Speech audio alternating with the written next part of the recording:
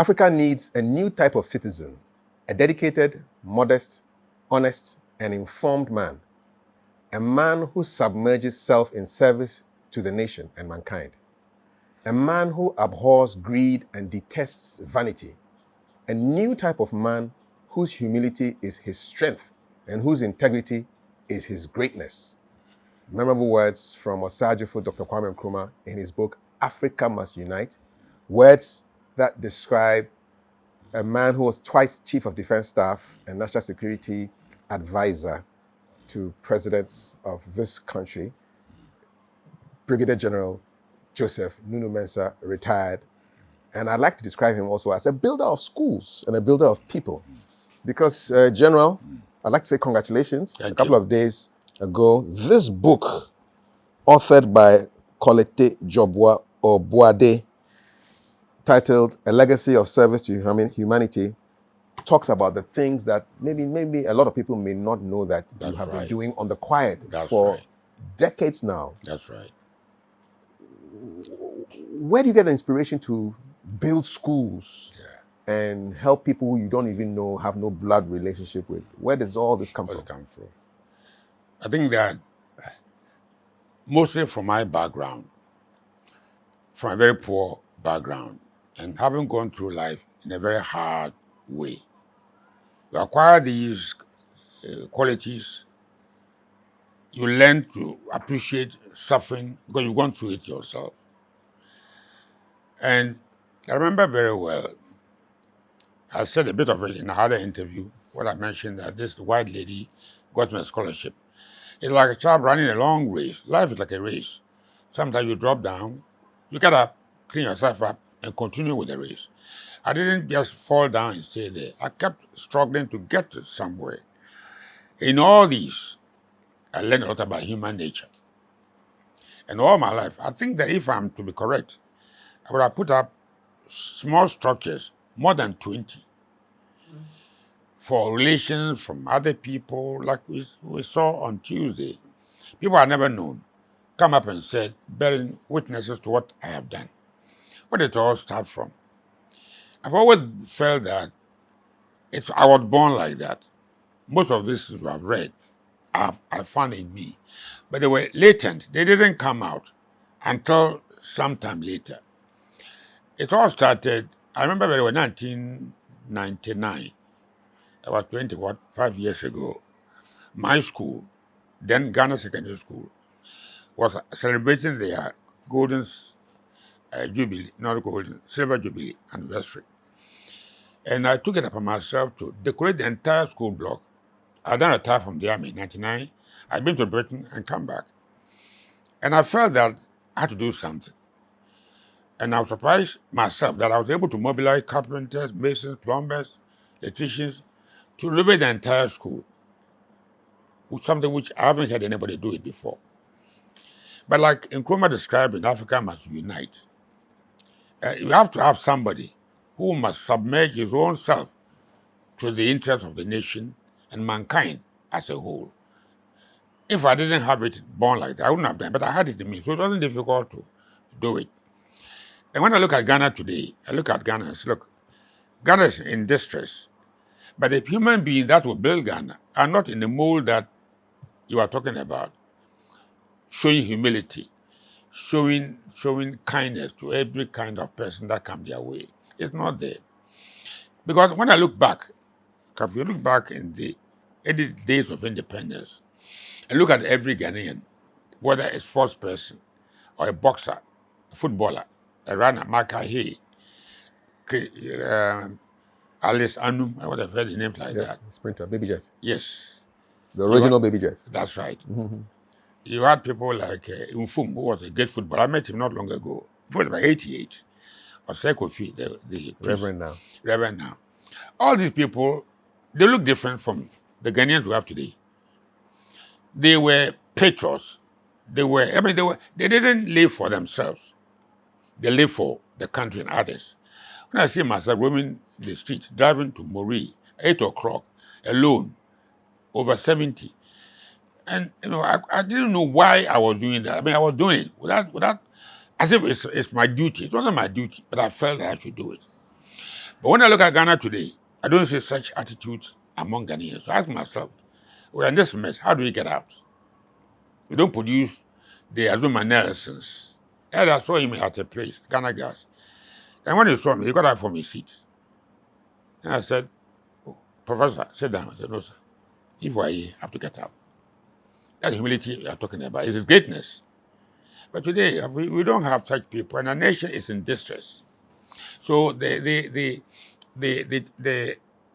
interaction with the press last Tuesday, I found that I was being a bit embarrassed that it was all on me. I don't know. I'm not the object of this meeting here. Because that was the launch, the day that the book was launched. That's right. Indeed. And I'm saying, look, Ghana is what I'm talking about. Ghana, the future of Ghana. So I was a bit embarrassed talking about Nunoo Mensah. This man gets up, General saw me, look after my son. And I didn't do it as if it's that I plan to do it. No, I didn't plan it. And I think this is what I want us to focus on. Because I'm worried that when I look at Ghana today, and Ghana 50, 60 years ago, I see a different Ghana. A Ghana that doesn't care about itself. What do you think your mother would have made of today's Ghana? I get the feeling that a lot of your empathy and your sympathy, your goodwill towards people derives from the relationship with your mother and what you saw her go through to look after you and your siblings. That's right. Yeah, what do you think should be made of Ghana today? My mother's father, a fisherman from Keta, not far from Keta. My mother never talked about her background, but I knew that there was a Ewe connection. There were a lot of Ewes around me. I don't know where they came from. Fishermen like you now. Fishermen, all over the place. Yeah. And when my mother died, then I went to Water Region to meet a cousin of mother who died. Then I got to know who my mother was from the Abotui family. And the kindness of my mother, I don't know. This woman, if you came to her, Kafi, it's the right time. Have you eaten? She will never talk until you had eaten. She will never let you talk. Then those days, there was no fridge. So the palm soup, you can, with all kind of things inside. When you finish, you feel that you have actually eaten. That's the kind of person she was. And I don't know whether, I think she was born like that. She had 3 other sisters. 2 died, I didn't know who they were. But one of them had children, about 6, 7. She looked after all of them with her own children. That's your mother? Yes, my mother. How many of siblings did you have? I had 3. I'm the only one left. But I wonder whether I was ordained by God to do the things I'm doing. But things happen, and if you went back a few years, and see what I've gone through, then you begin to understand. Like I said before, a white lady came to Accra. I didn't complain. I didn't go to ask her for anything. I needed money, and she willfully. I am sure there was divine intervention. I'm not a strong Christian, but I believe in the power of the Almighty. I believe in it. So I wish and pray. I don't like the way Ghana is going. I keep on saying it. I don't like it because I fear that it's going to explode. Like the dream I told you about that I dreamed. Yeah. If you don't take it to happen, because you see young people in the streets pushing these things, selling about your mobile phones. They have anywhere they go. They put it and they sleep. So you have a storm in the night. Where did they go? And people are elected into office not to fend for themselves, but to help other people. For other people. This is what I am. This is what I am. So that animates you to want to be helping people who you don't know, building schools for communities that you don't even live in, and things like that. But before we continue on that line of action, if you said your mother was from the Agbotui family, then maybe President Rawlings was your nephew? No, exactly. In fact, I wanted to meet his mother. Because his mother was No. I wanted to, in fact, they told me in Water Region when I went to bury my mother's cousin that my mother was from Agbotui family. They told me. They told me. Yes. So I was trying to see his mother, Brian's mother. Yes. before she passed Before she away. passed. Yeah. Because I felt that, in fact, former Governor Ashabo, I don't know whether you Yes. knew him, the short one. Mhm. You know, I was trying to delve into my past, my mother's past, and find out What the links are. What links are. Yeah. Unfortunately, I didn't get all the answers. But it didn't matter. Like I said before, that I should know you. If I come across you and needed something and I could help, I helped. I read a story in this book where you built a house for a doctor who was being evicted. Dr. Mwampa, I don't know whether I have his phone. I would have called him to talk to him. What was the story? This doctor became, I think that was Dr. Professor Duya. I'm talking about a long time ago. His brother was my teacher at school. This chap was a doctor, but somehow he had a problem with Dr. Duya. Duya died, and this man became my wife's, friend. I visited her all the time. And he was working in Kolebu, and then he was thrown out of Kolebu. He was living in Kolebu's apartment, doctor's apartment. And one day they threatened to throw him out. So I wrote to the medical administrator, Professor something, and begged him to allow me to put up a house for this man. He had a house at Tetegu. Tetegu, I think, is after Wager on the left, at Wager Junction. There are some, he lived somewhere there. He had a building that was badly constructed. I look at the man. He didn't have anything. They were going to throw him out. And then I took over the building. I used to go there, lay down. In fact, you won't believe this unless you saw it. One daughter came and said, "General, but this man, you don't know him. Look at what you are doing. It's something, Kafi, I don't have control." You see, people do things, sometimes you don't understand them. They were made like that. They were made like that. And my mother would have done 10 times that. So it's part of my makeup. You have an association with quite a number of schools. I think I want to call you a builder of schools. There's O'Reilly, Yes. famous school here in Accra. There's schools in the Saban, central region, yes, Saban. There's Mori. Yeah. Which of the schools was the first one that you did something for?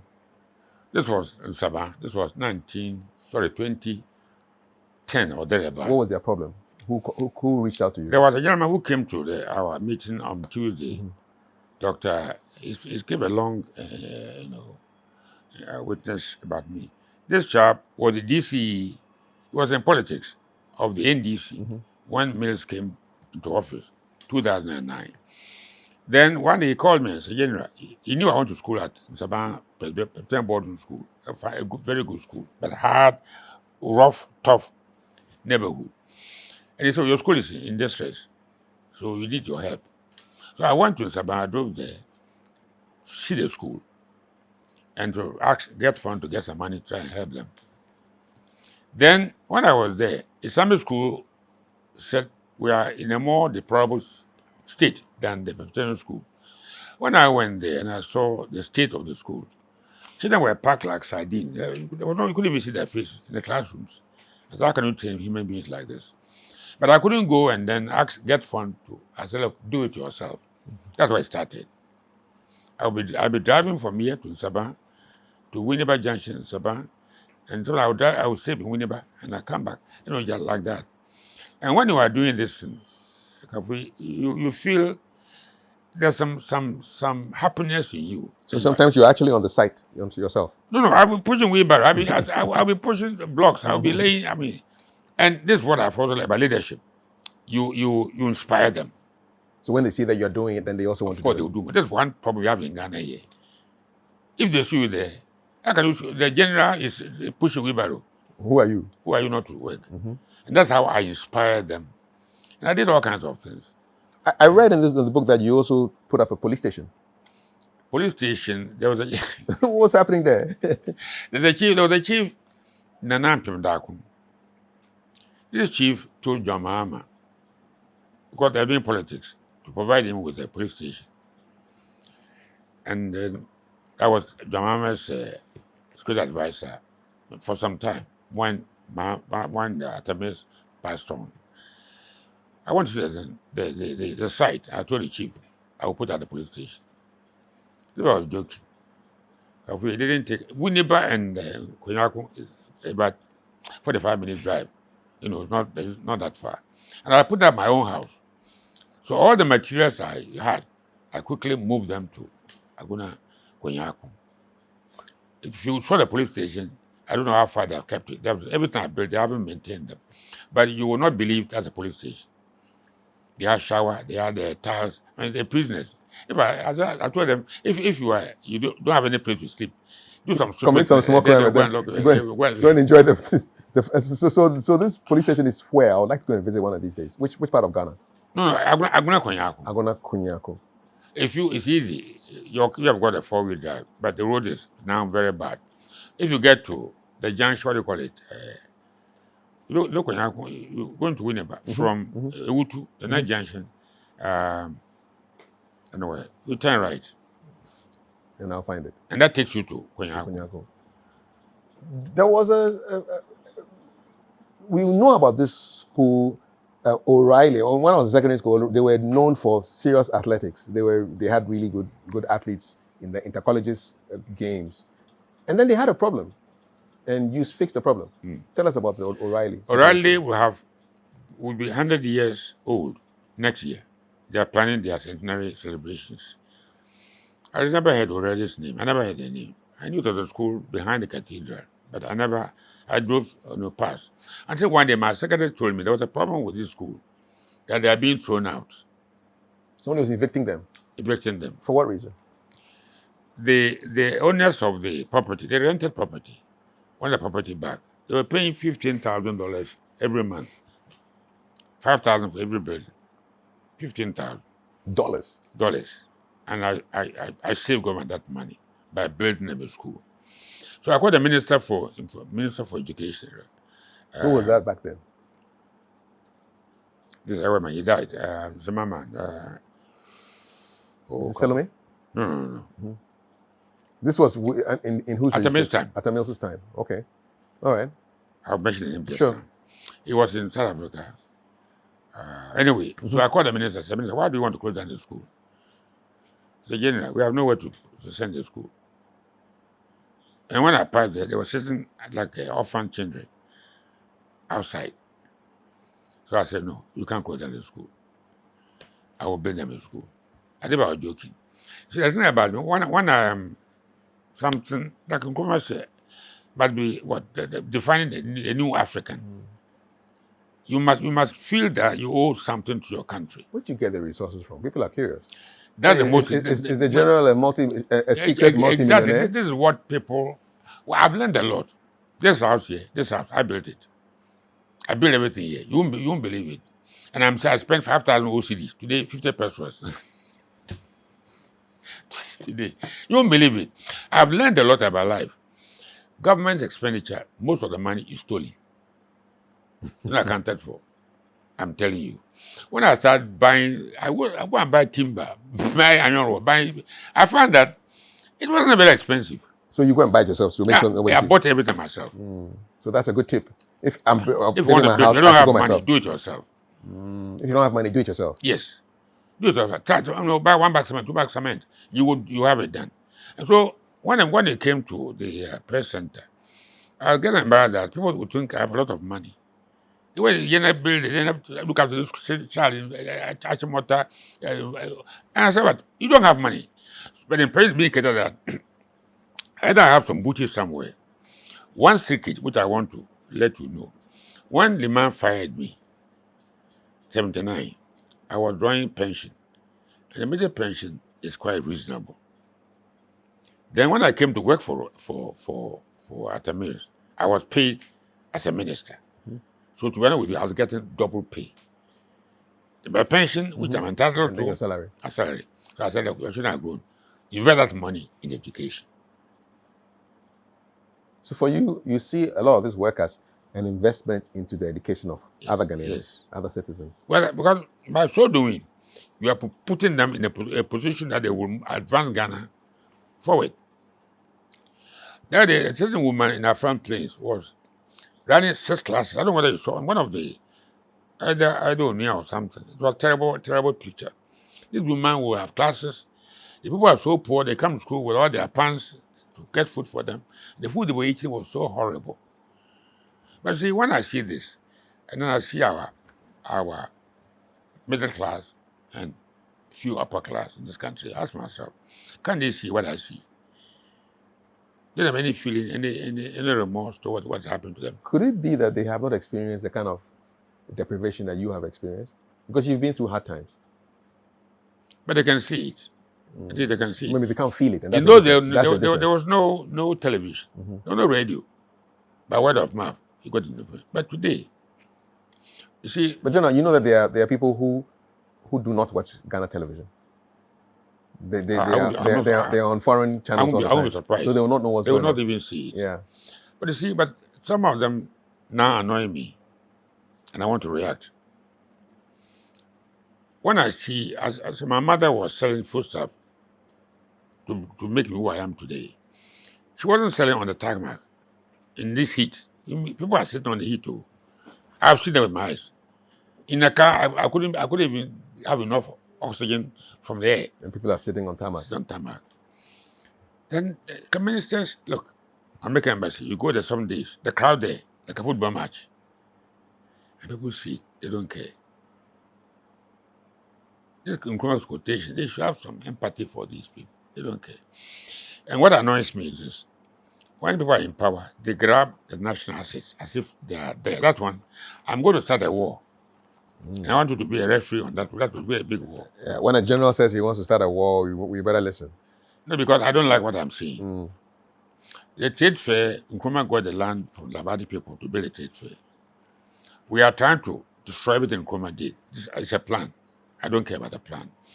But in so do you are hurting. Nkrumah is gone. People are living today. You are hurting them. When you take this land, which was given to the state by the Labadi people, at least do something that will benefit them. But I called somebody. In fact, when I went to this program, I got very angry. I used some word I shouldn't use. I hope it didn't come out on the TV.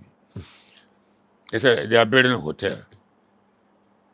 They are taking the land, Magadan. I'm going to mention his name and have a war with him because we don't care. See, this country is being destroyed. But, you know, and even if it's my son, I'll tell you what we're doing is destructive. Nkrumah wouldn't support something like this. They are sharing the land. So the people in Labadi, they will be so miserable. I'm telling you, I can see it coming. Why sell it? I mean, they have no feeling for the people. And that hurts me. And I've served notice.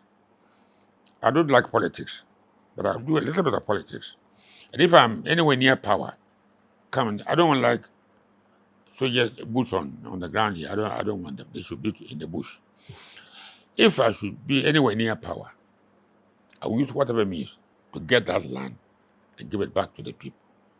The people can enjoy their heritage. This is what has given us. They have given them up. It's wrong. Why don't you agree with me? I don't agree.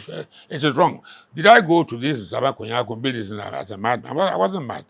I've added something to the infrastructure, education. The William Secondary School, a man came, Mr. Nunoo, he came to speak. He said, he'd been there longest. I built a dormitory with a Japanese grant. They didn't finish it. I finished it. House, he mentioned 300 people. It's something. There's another heartwarming story there of some Kotokoli women who you surprised. I'm surprised because, I mean, my mother, as I keep on saying, my mother had a lot of empathy towards my mother because of how she suffered to make who I am. I was building Islamic school. In fact, I think I should have taken. Are you a Muslim? Are you a Muslim? I'm not a Muslim. No, I'm not a Muslim. But religion doesn't play a role in what I mean. Religion doesn't play a role. I do it for mankind. If you're all children of God, the same one God. We have different ways of going to that God. Some through Muhammad, some through Jesus. But the same God. Then as I was going, this woman was sitting in the sun like this. And by fire. So you can imagine the heat, the temperature. Double heat. I mean, so I look at them and I said, I didn't say anything. When it happens like that, do you actually actually feel it, or you imagine the kind of suffering they're going through? You put yourself in their shoes. I mean, what inspires you? I'm 'Cause driving. there must I'm be some driving. method. I'm driving by where they are doing their work, and I see huge. I can feel the heat as I'm not. What were they doing? They were cooking something? They the palm Palm kernel. kernel. The palm oil, you have palm oil, you have palm kernel oil. Yes. They were boiling the palm kernel and extracting oil in the palm kernel. And they do it by boiling them in the heat, in the open, So it's in double the heat. sun. And it's, So there's fire heat and the sun heat. Oh, come on. So one day I said, no, this has to stop. I didn't tell anything. Then I did my own. I can estimate. I can also build. I can work everything out. It's the cheese. It took me without them knowing I'm doing it anyway. I walk around there, taking measurements. One Saturday I bought carpenters, mason, plumbers, everything. I went there. I was there. I mean, that's the beauty of this. When I'm doing this, I don't sit as I'm with them. You know, what's that generation? The one in the red shirt. This is another thing we should learn to be with the workers. The participatory leadership. Participatory leadership. Leadership by example. I believe in that. It's very important. They are suffering, but if they see you also suffering, one day my wife ran a flower shop. Now she's a little old now. She can't work. Then she was supplying flowers to a hotel, a period picking. Now they don't function. Restaurant, yeah. Yes, restaurant. Chinese restaurant. Then while I used to go there with the flowers. Former chief of defense staff. I don't like failure. I don't like mediocrity. I want excellence. I top my class in Britain. I mean, everything I do must be done well. The one man remarked that as far as they are very nice. The one said, so Penina Kasano, Oba, the big man himself is here. What I heard him saying it. That's what you should do. Our big men don't participate. Our big men just have good life. So one day the small men too will say, hey, what's my bread? I also want a good life. Yes. So then we all sit down and Ghana crashes. So the problem we have is essentially a problem of leadership. Essentially. Nothing but leadership. Do you find yourself slowing down? I mean, you're approaching your 90s. Yes. I mean, are you still working on some of these projects? I really want to stop. Oh, you want to stop? Yeah, because it's killing me. I mean, I'll die with it. I think it's keeping you alive, though, because you're moving all the time. I mean, thinking about using the brain and calculating. You know what? You are right. This one I want to buy. There's a drugstore here, not far from here. I want to buy something, a drug and some other painkillers. There is a man there that I always worked there. I said, I was a girl around the workshop. Where's my brother? Your brother, he died. What? You said what? He died? Oh, wow. No. I mean, this one I was so sad. Hey, watch up. The poster is there. The poster is on the door. I didn't look at it. I want to read it. A man selling drugs. He should be the last one to die. But these drugs, they are killing us. These drugs, I'm telling you, they are killing us. How do you keep strong? What's your secret? Be natural. That's the painful aspect too. You don't even have banana, kenke, gari with beans to eat. If you don't do anything, we are terrible people. I can show you some good gari and beans spot in Osu. But President Rawlings used to go there. Yeah, I know he'll go there. I know he would. You know. But it's food. We need to eat natural food. Natural food and the gentle exercises. I want to do some. I don't do health check. I don't check. When I have some few problems, to go and do medical test. This one near Morning Star on the right there. And the doctor who took something to do with my heart. He said, your heart is working like a young man's heart. He said this. I told my wife this morning, you know what? I have a borehole. The tank doesn't go up. So I take water and climb upstairs, bucket of water. And when I can see sweat dripping down. Yeah. And I said, this, and the heart's perspiring. The heart has been exercised. When I heard this man's death, it really hurts me. He's 71. I can be as old as his father. Yeah, 2 decades older than him. And it hurts me. So I stood there. Then I told my wife, Amanda, I said, this man is dead. She said, what? I said, he's dead. So when I tell people to walk, I'm not saying go and just gentle, get the body to be moving. Eat healthy diet. Most of our food we import are impregnated with chemicals. If I go to one of the shops, everything we buy chemicals. So they are killing us. I'm telling you. So our grandmothers, I used to say about my father's mother. She walked, lived and lived and lived. I never saw her sick one day. So that we should produce a lot more about our local bananas, avocado, this, and eat them. But we don't have them now. Now it's very serious. Bananas are small as my finger. Dwarfs. Yes, and the government doesn't do. What's the Minister of Agriculture? When I don't know what I asked somebody to look for him for me, Agriculture Minister. They're doing nothing. You're going to die. No, when I say we're going to die, as if I'm joking, I mean it. No, I mean it. The food we eat is not healthy, not nutritious enough. It's not. And health is wealth. I mean, for you to construct a legacy of service to humanity, you must be alive and healthy to be able to do it. Exactly. Yeah. So my diet is not smoked salmon and just separate. No, I don't. I don't go anywhere near that. But I want to see bananas. The fufu with the crabs and all. I mean, the typical Ghanaian dish. Because you see in Kulenu, I still make palm soup. Yes. And they're full of nutrition. So I think our elders, our leaders should be more involved with the life. They don't care about the life of people. People are just dying. Nobody cares about them. You see, and that, I don't understand it. If you have been watching this with me, it's just a program about the pollution in our water bodies. It's just terrible. Crazy. They're killing us. Is the pollution affecting your hometown, Winneba? It does, because when I was growing up, I grew up as a fisherman's son. My father was a fisherman. There's no fish my father can't catch in the sea there. He has some crabs, they're as big as the lobsters, they are like your hand. Giant lobsters. Giant lobsters. Now they're all gone. They are gone because they've been releasing chemicals into the water. The fish breathe along the coastal, whatever. They polluted them, they're all dead. The situation is so sad, it's so serious. A lot of fish, grouper, most wonderful fish, they've gone. And they keep on putting the chemical in the sea, and we don't care. So what's wrong with us? The chips are there. I don't know what's wrong with us. The government doesn't care. Traditional really don't care. Nobody cares. I know you've lost faith with the leadership, and you want to focus your attention more on the young ones. I want the young one to take over. Yes. What's your message of hope for them, or your message around the importance of service to people who you have no dealings with? Yes, to humanity. No, Ghana will survive, not by. I'm gone. I'm finished my job. You're still here, sir. With respect. No, what I'm saying is that I don't have any future. Can you be 80 and then you have future? How long are you going to live?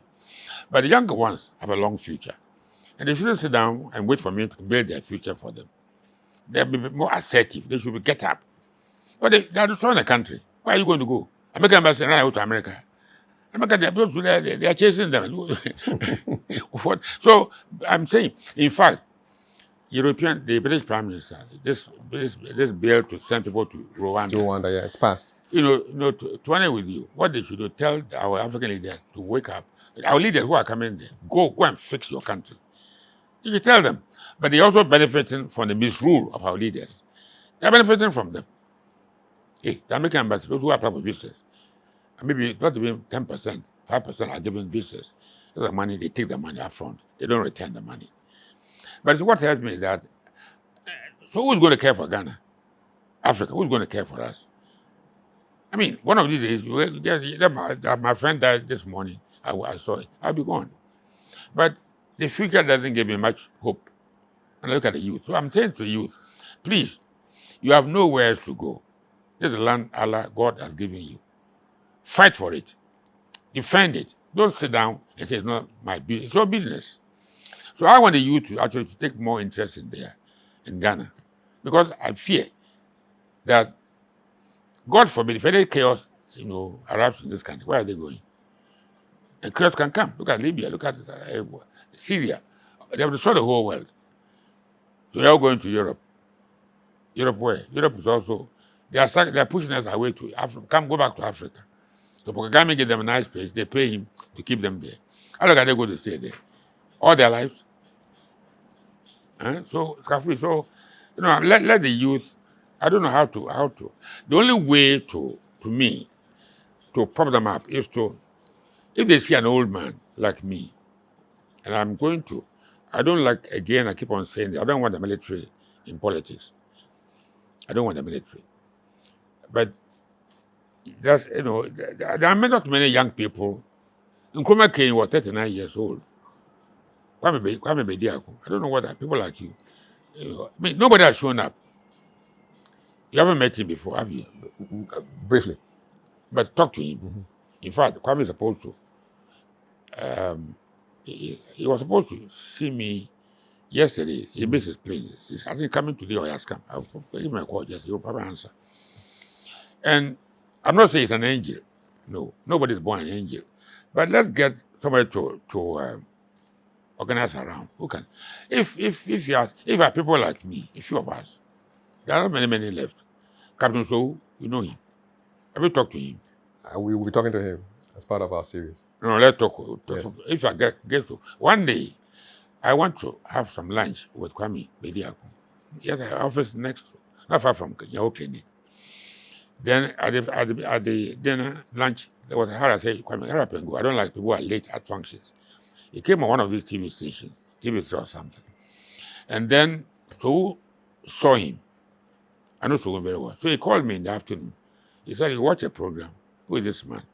It was wonderful. As I was with him for lunch, and I watched the program. It was fantastic. So I want you people to grill him, to open him up, to open him up. Where did you get your money from? But I don't even care where the money is coming from. If it's not stolen money from Ghana, they are saying I'll go to Europe, steal and bring it back home. I'll give you a general salute. And then so that. What's a general salute? A salute fit for generals. Okay, a general salute. That you have stolen when I bring it home. So I really, frankly, I want him to launch a car. See, otherwise, MPP NDC. You've lost faith in MPP NDC. No, they won't get anywhere. I can see more suffering. No, I'm telling you. Although you in the past you were connected with the MPP and the NDC, yes, but you have no hope in them. I connected with them because I wanted something for Ghana. They didn't present me what I wanted for Ghana. You even connected with GUM. I've just explained to you. I want something good for Ghana. I didn't earn 1 peso. I spent about 50,000. My money, I took all my account. I'm telling you, to support GUM. But GUM, I'm trying to get him, but you see, they all want to become the boss. I tried to go. Shamantin, I had my Shamantin here. Professor, the MPP chap, Professor Hassayin. Professor Frimpong. He came here. I want to put together to save this country. The country is being lost. Mr. Chemating is a system. The butterfly movement. The problem with people like Bramadi is that you can't change your code. You're in NPP. That's my problem. With NPP, people identify you with most of the policies of the NPP. They say now I'm against them. You do know you're against them. But they would also, with respect, sir, they would also say the same of you. That no, I'm not a politician. I'm not doing it for myself. Okay. That's the difference. I'm not wanting any power. Power I want for them, not for me. Okay. Me, I want nothing. That you get me? I get you. I'm the same, but I'm not after power. The school I built, it's not my school. My child didn't go there. I'm selfless. I'm a selfless leader. That's what I am. So if you go and tell the people that now I've changed, it's about you. When John, this Prime Minister, the British one, Johnson. Boris Johnson, UK. He undermined and replaced the lady Theresa May. And then he was boosting, and then he put a ban on meeting towards this COVID-19. Then he was having a good fun. And May said, did you know that the law he made also affected him?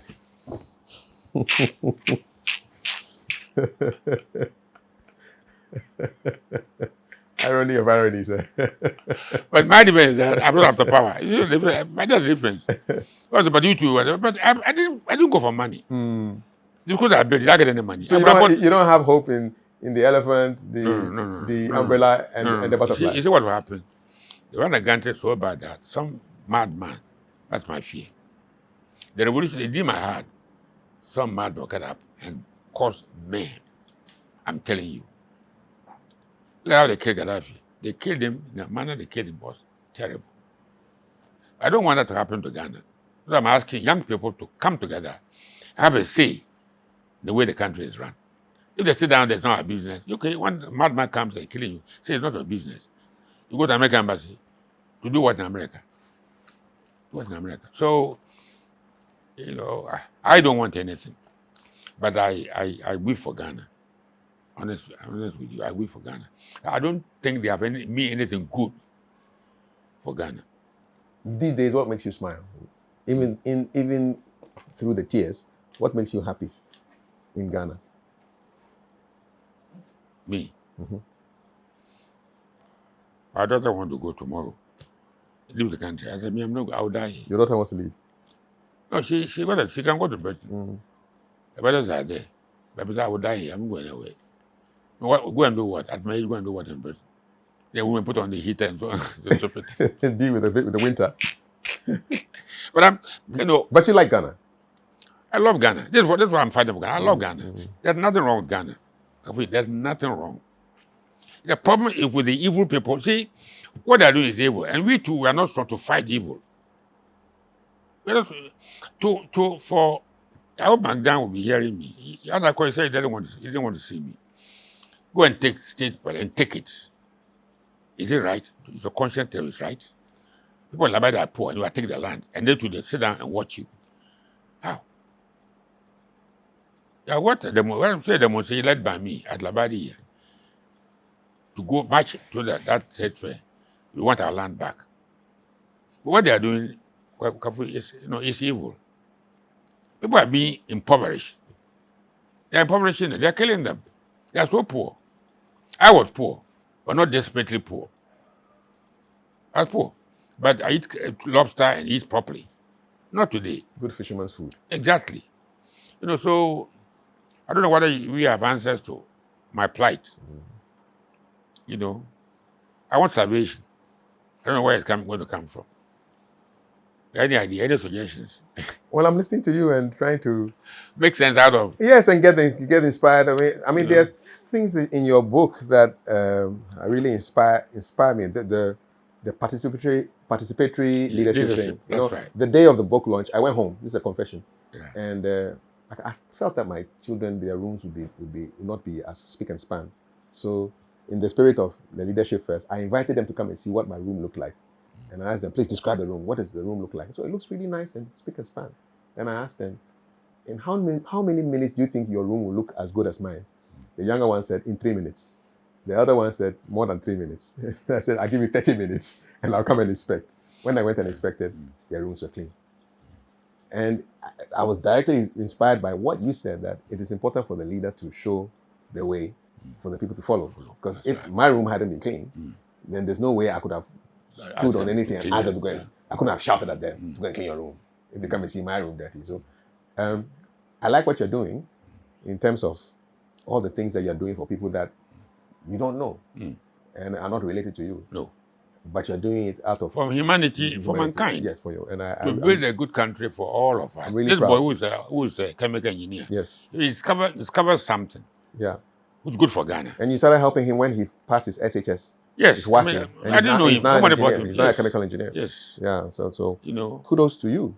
But I don't know. I mean, so when I see people who are greedy, we want to talk about greed. Yes, I like the quotation. Yes. It's true greed, avarice. You talked about it. What? This man, I'm sure you know him. He got a lot of money. Why not let other people also be able to have something to eat? So let's think more about other people. Yes. That's our service. I'm not hungry. I that thing there. Everything yours. Yes. We will. My father said, you do the work first and then you can enjoy later. So yes. I want to say thank you for the opportunity and congratulations to Mr. Obuade for writing this book. It's not a book as such. It's a collection of basic stories around the citations. A Yes. few of the citations. Yes. There's a lot. Yes. But a few of the citations Yes. that Brigadier General Joseph Nunoo Mensah has received for work he Yes. has done. This one for them. I love it. I Yeah, love this one. yeah. He's done so many things. Built schools, police posts, helped individuals Yes. all around the country, Yes. just doing stuff. And it's a real eye-opener, a legacy of service to humanity. Thank you very much. It's available in all good bookshops. I hope it will inspire And others Indeed. to do similar things. And I hope so too. No. I hope Well, so. if you can get these young people in Ghana To work. to work, Yeah. what can Ghana achieve? We can make Ghana great. Exactly. And as beautiful as we read about it in the history Yes, books. thank you. General, thank you so much. God bless And you. congratulations. God bless you. I'm and very God bless proud you. of you. Thank you. I think I can actually give you a general salute. hope you've enjoyed this piece with Brigadier General Joseph Nunoo Mensah, a man who has so much under his belt. Worked in military intelligence, was the chief of staff, was chief of defense staff twice over, was a national security advisor. But these days he's building schools and helping humanity, and this is his legacy of service to humanity. Yes. And I want to end how I began, Yes. in the words of Ghana's first Prime Minister and President, Osajifo Dr. Kwame Nkrumah, in his book, Africa Must Unite. Africa needs a new type of citizen, That's right. a dedicated, modest, honest, and informed man. A man who submerges self in service to the nation and mankind. A man who abhors greed and detests vanity. A new type of man whose humility is his strength and whose integrity is his greatness. It's not just for men, but for women and for boys and girls and people, and dedicated to all the people of Ghana and in Africa. Thank you so much for watching. God bless.